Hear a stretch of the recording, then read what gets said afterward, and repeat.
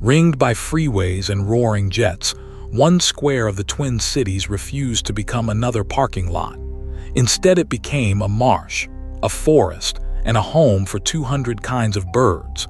This is the story of Wood Lake and how a city chose to keep it wild.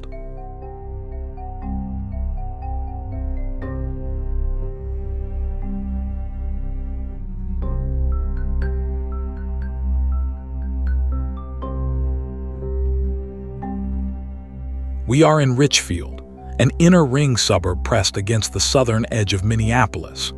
The airport sits just to the north.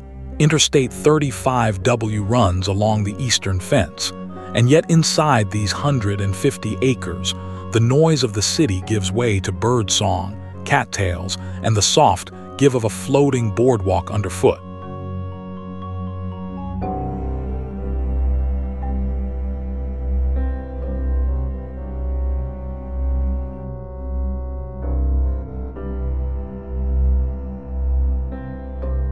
This land is flat for a reason. Richfield sits on a broad, level terrace of sand and gravel laid down by glacial meltwater above the valley of the Minnesota River just to the south. When the ice sheets finally drained away, they left behind this outwash plain, smooth and gently pocked with shallow basins where water liked to gather.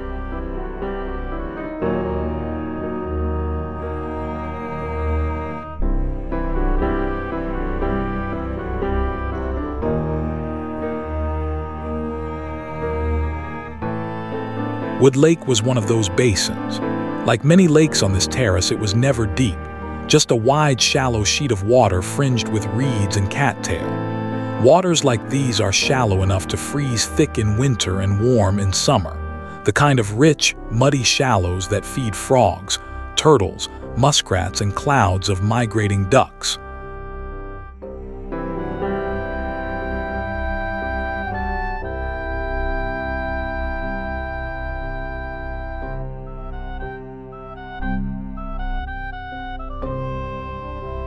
Long before any suburb, this whole country was the homeland of the Dakota people, who called it Mni Sota Makoce, the land where the waters reflect the skies. The lakes and marshes of this terrace and the great river valley beyond gave the Dakota fish, waterfowl, wild plants, and rich ground for planting.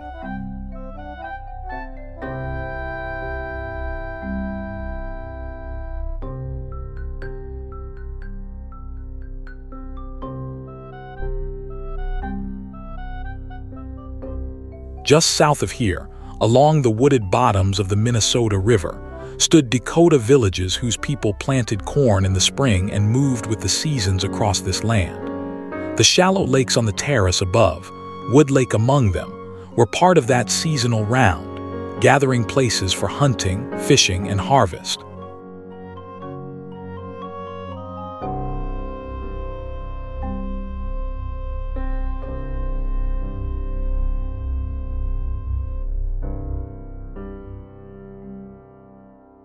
By the early 20th century, Wood Lake had become a neighborhood lake, a place ringed by homes where families skated in winter and fished from its banks in summer. For a while, it was an ordinary suburban lake, quietly holding the rainwater of a growing town at the edge of Minneapolis.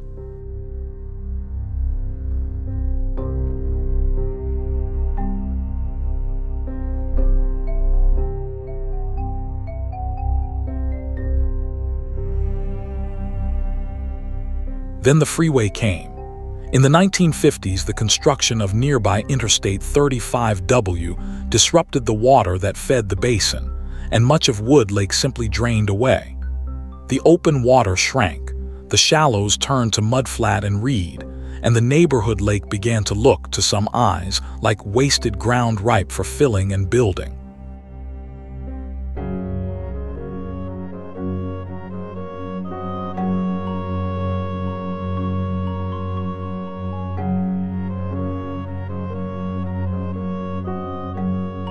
But Richfield saw it differently. In 1969, the city council, backed by thousands of residents, made a bold choice. Rather than pave the drained basin, they voted to protect it as a place where children and adults could learn from the living land.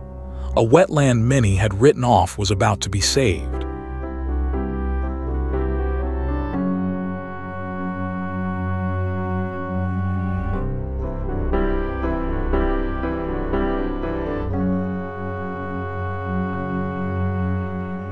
In 1971, Wood Lake was dedicated as a nature center, one of the very first urban nature centers of its kind in the country. At a time when American cities were still busy filling their marshes, Richfield did the opposite and set one aside, deliberately, right in the middle of the metro.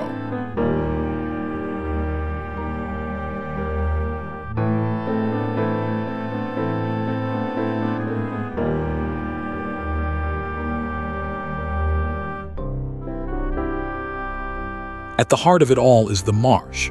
Broad stands of cattail rise from shallow water, their brown seed heads swaying over a world of red-winged blackbirds, herons, and frogs. A cattail marsh is one of the busiest habitats in Minnesota, a natural filter that cleans the water and a nursery that feeds an astonishing web of life.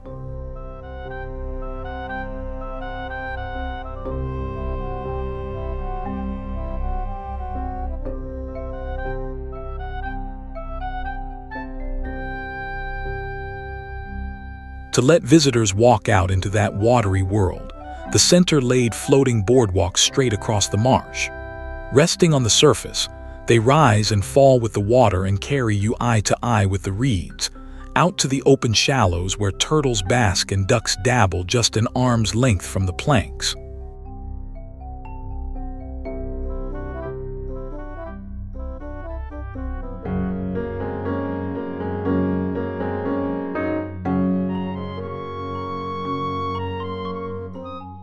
Beyond the marsh, the land climbs into other worlds. Wood Lake weaves together mixed lowland forest, restored tallgrass prairie, and a young oak savanna coaxed back to life by park crews. 3 miles of trails and boardwalk thread these habitats together, so a short walk can carry you from wetland to woodland to open grassland.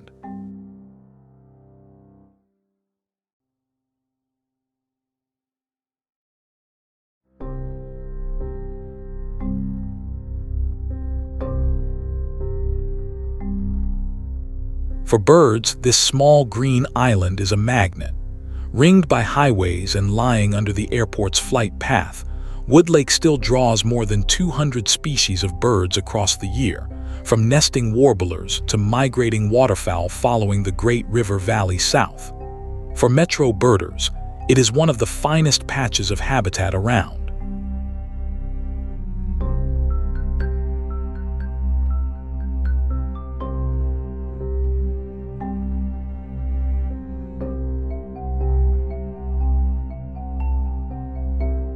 More than a preserve, Wood Lake is a school without walls. Its interpretive center and its naturalists have taught generations of Richfield children to name a bird, read a track, and love a marsh. And since 1991, a devoted group called the Friends of Wood Lake has helped keep the place thriving. Every season brings a new lesson to the trail.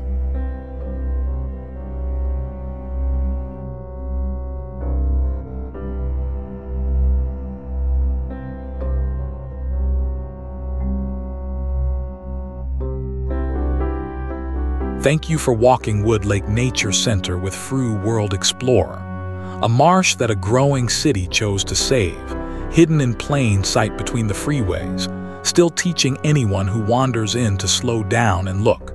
If you enjoyed this walk, subscribe and come along for the next trail.